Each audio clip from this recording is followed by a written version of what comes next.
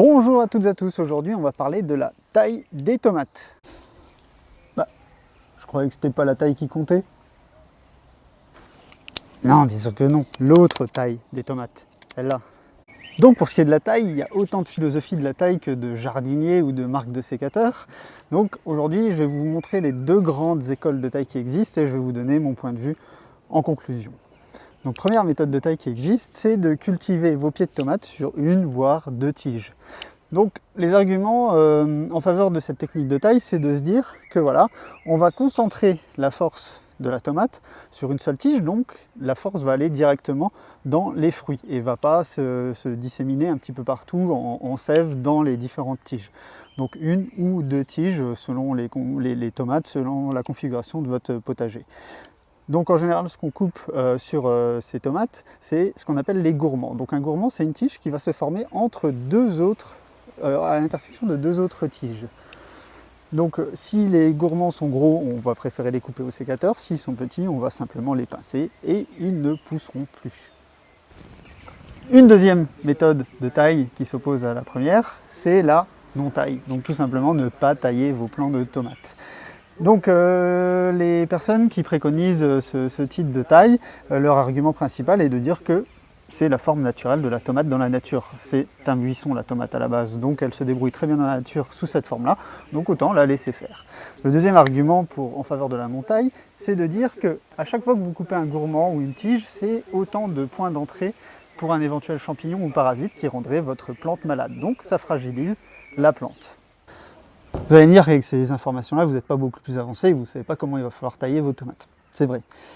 Comme souvent, les arguments de chaque technique, les extrémistes de chaque système de taille, il va falloir pondérer un petit peu les pour et les contre.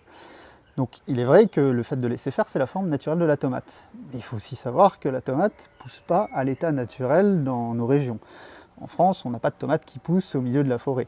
Donc, bon, cet argument, il faut quand même l'adapter un petit peu à l'endroit où on cultive. Pareil pour la taille à tout va. La taille à tout va, d'accord, ça va favoriser l'apparition de la sève dans le fruit. Non, la montée de la sève dans le fruit, pardon. Par contre, parfois on voit en fin de saison des tomates ou un seul tronc avec juste des fruits. Mais bon, si vous vous rappelez bien vos cours de collège, on parlait de photosynthèse. C'est la photosynthèse qui va apporter de la force à votre plant. Sans feuilles, pas de photosynthèse. Donc, quand même, il faut conserver des feuilles. Qu'est-ce que je fais moi? Donc moi, c'est une technique basée un petit peu sur l'observation et je m'adapte au cas par cas. Comme vous avez vu, j'ai un pied de tomate qui est dans une jardinière, un sac bac-sac long. Et donc ce plan-là, il est complètement isolé du reste, il est tout seul.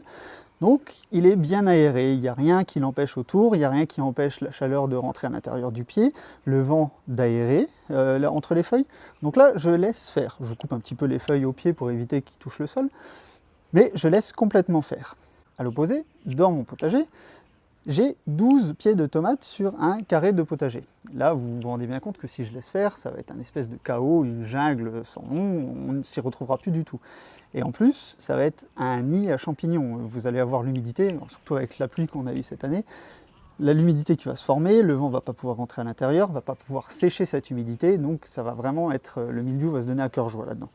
Donc là, j'essaye de tailler, mais de façon raisonnée. Donc j'essaye d'éliminer les gourmands au cas par cas, quand j'y pense, hein, surtout en fait c'est ça. Et s'ils deviennent trop gros, je laisse faire. J'essaye quand même que la tige soit la plus verticale possible, donc je ligature, je tuteur, pour éviter que ça parte dans tous les sens et que ça se mélange. Une alternative à ça, ce serait d'essayer une tour à tomates. Donc c'est de cultiver la tomate dans une tour fermée, grillagée. Je voulais le faire cette année, j'ai pas eu le temps de m'y mettre pour X raisons de nouveau. Mais je pense que ça vaudrait le coup d'essayer cette technique peut-être l'année prochaine. Donc ça permettrait de presque pas tailler, mais de conserver quand même les tomates bien séparées les unes des autres et de façon bien verticale. À voir. Donc si vous avez vos propres techniques de taille, votre propre philosophie sur la taille, n'hésitez pas à la mettre en commentaire, hein, on peut discuter. Si les vidéos vous plaisent, abonnez-vous à la chaîne, hein, vous serez notifié de toutes les nouvelles vidéos et surtout n'hésitez pas à mettre un petit pouce vers le haut, ça fait toujours plaisir. Je vous dis à bientôt autour du potager. Ciao!